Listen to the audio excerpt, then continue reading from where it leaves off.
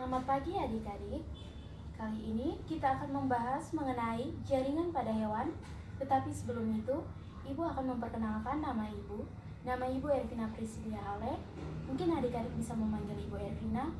Nah, sebelum kita membahas mengenai materi kita lebih dalam, saya meminta seorang siswa untuk memimpin kita dalam doa. Terima kasih kepada adik yang sudah membawa kita dalam doa. Tadi, Ibu sudah menunjukkan judul kita pada hari ini, yaitu jaringan pada hewan. Ada beberapa tujuan yang dapat kalian capai, tetapi Ibu hanya mengambil satu tujuan saja, yaitu siswa dapat mengetahui dan menjelaskan jaringan-jaringan yang ada pada hewan. Nah, kali ini Ibu akan memperlihatkan kalian video pembelajaran yang dapat Ibu tunjukkan untuk siswa dapat memahami lebih jelas mengenai jaringan pada hewan. Jaringan hewan. Hampir semua hewan tersusun atas jaringan. Jaringan adalah sekelompok sel yang memiliki struktur sama dan saling bekerja sama untuk mencapai fungsi tertentu.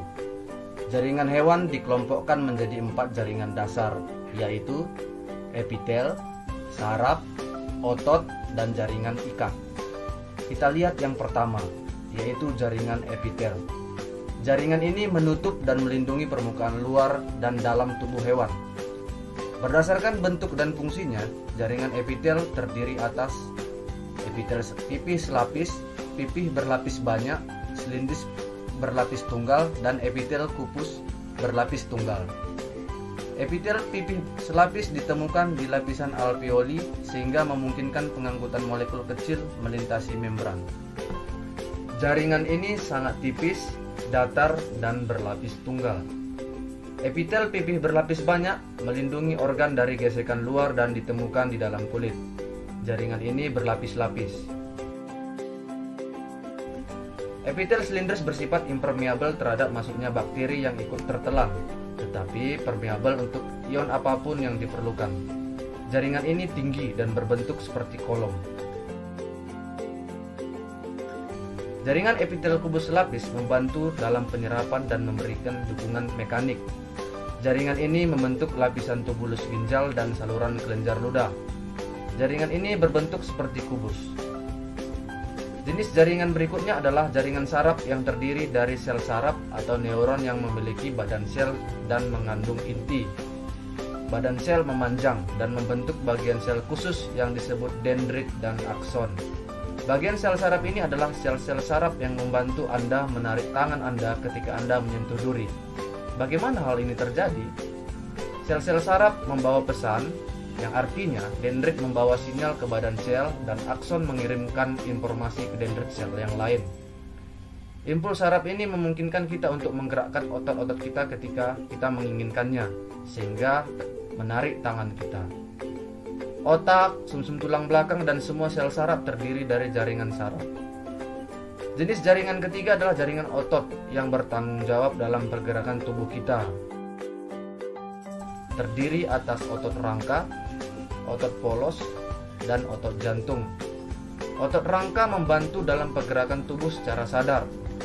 Otot ini tersusun atas serat-serat panjang dengan bagian terang dan gelap yang berselang-seling, sehingga otot rangka adalah juga disebut otot lurik.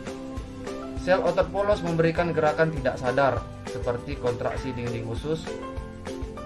Otot ini mengisi bagian dinding struktur rongga tubuh. Sel otot polos ditemukan di usus dan pembuluh darah, kandung kemih, dan rahim. Otot polos berbentuk gelondong, datar pada kedua ujungnya dan melebar di tengah. Otot jantung bekerja secara tidak sadar yang berkontraksi dan relaksasi sepanjang hidup kita. Otot ini berbentuk silindris, bercabang, dan memiliki satu nukleus. Jaringan yang terakhir adalah jaringan ikat yang mengikat dan mendukung bagian tubuh serta mengangkut bahan-bahan. Jaringan ikat terdiri atas darah, tulang, ikat padat, tulang rawan, jaringan ikat longgar, dan jaringan adiposa. Darah mengandung sel darah merah, sel darah putih, dan trombosit yang mengangkut gas dan bahan lainnya ke berbagai bagian tubuh. Darah memiliki cairan matriks. Sel-sel tulang mensekresikan kalsium yang mengeraskan tulang dan mendukung organ-organ utama tubuh. Sel-sel tulang sangatlah padat. Ligamen berfungsi sebagai penghubung antara tulang. Jaringan ini berserat dan elastis. Kartilago melindungi tulang dengan mencegah tulang berbenturan satu dengan yang lain. Jaringan ini adalah kuat, tapi merupakan jaringan yang fleksibel. Jaringan ikat longgar mengisi ruang di dalam organ. Jaringan ini seperti gel dengan serat elastis dan non-elastis. Jaringan adiposa menyimpan molekul lemak. Dalam kesimpulan, kita telah melihat dan memahami jenis-jenis jaringan hewan, klasifikasinya maupun fungsinya. Hal yang perlu diingat, jaringan hewan dikelompokkan menjadi epitel, saraf, otot, dan jaringan ikat. Jaringan epitel dibagi lagi menjadi epitel pipih lapis, pipih berlapis banyak, silindris, dan kubus. Ketiga jenis jaringan otot yaitu otot rangka, otot polos, dan otot jantung. Sel dari sistem saraf yang disebut sel saraf khusus untuk membawa rangsangan dari satu tempat ke tempat yang lain di dalam tubuh. Sekian dan terima kasih. Bagaimana adik-adik mengenai materi yang Ibu tampilkan pada hari ini? Mungkin ada beberapa materi yang belum adik-adik pahami sama sekali. Maka dari itu, Ibu memberikan kesempatan kepada adik-adik untuk memberikan pertanyaan sehingga adik-adik dapat mengerti mengenai materi pada hari ini. Adik-adik, materi kita hari ini sudah selesai. Untuk itu, saya meminta salah satu siswa untuk menutup kita dalam doa.